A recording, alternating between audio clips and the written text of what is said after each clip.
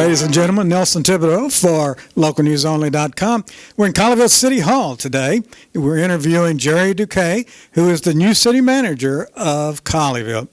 And Jerry, I understand that you and your wife lived in the city of Frankfort, or the village of Frankfort, Illinois, for longer than 18 years. And that prior to that, you were a village administrator of two other small towns, Crete in Dalton? Yes, Dalton. I was very fortunate. I entered municipal government in 1990, so I've been doing this frame of work for quite some time. My most notable and most recent employment was with the village of Frankfort. That was for 18 years, starting in 1999. And before that, I did work for the village of Crete and the village of Dalton.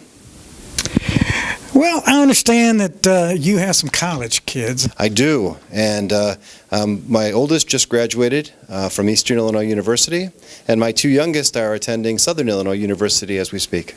I think they were worried that somehow we might not give them a forwarding address. Jerry, I see you hold a Doctor of Education, an MBA, a BS in Economics. How did you find time to be a city administrator with all of that, and what did you use all of those for?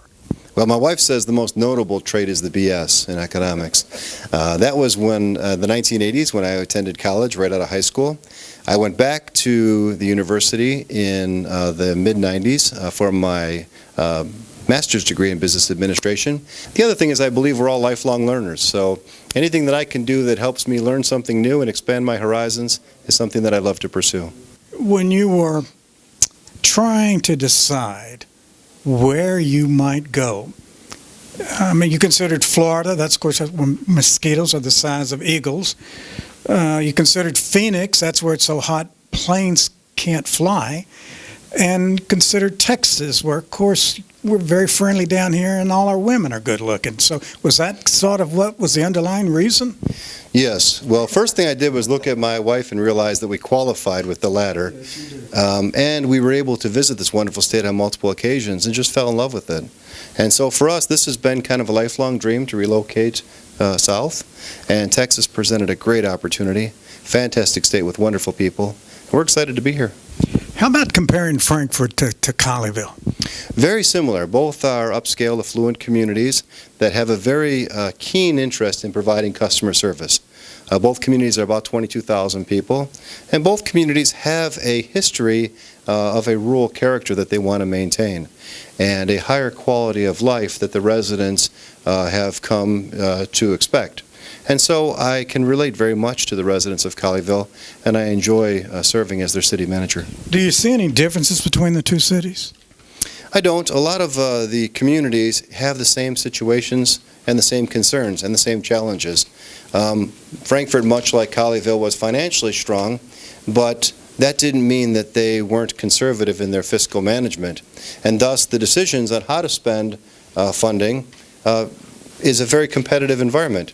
There's a lot of good things you want to do, and you want to make sure that you're fiscal stewards of the financials, and thus you're not able to do everything you want to do. So that decision-making process can be complicated, can be difficult and challenging, and in an affluent community it's even more so, because the assumption is you should be able to do whatever you want to do. And so they're very similar in that sense. What's your attitude on the development of business in a city like Colleyville?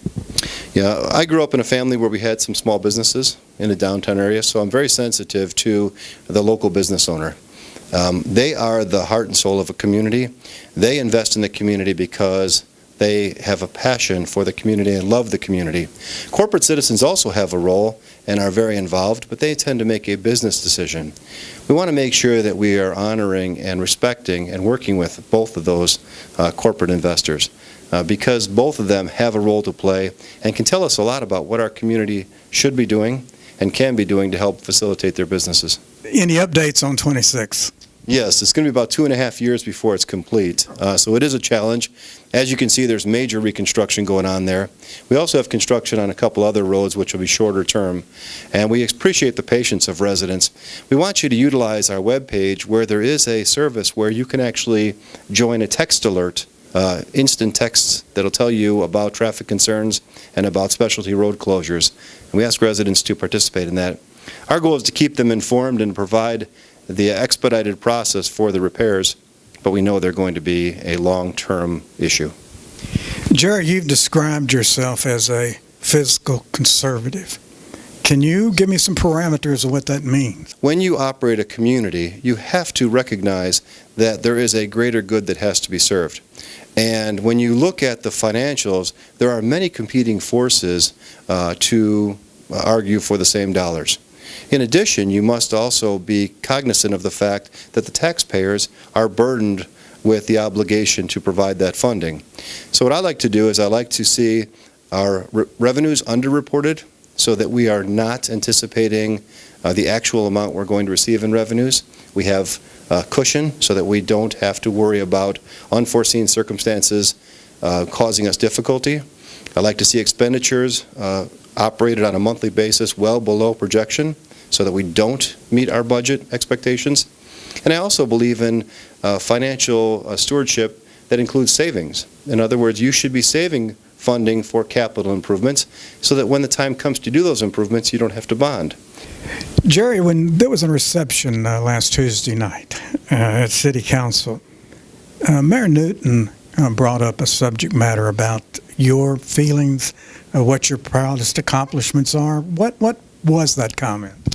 Yes, I believe, in the old adage, a rising tide lifts all boats. So I believe that mentoring individuals and trying to encourage all of the team members to advance both in this organization and in their own profession and their own personal abilities is a priority. So I like to challenge other people, I like to push them, but I like to see that they succeed, and mentoring them is one way to do that.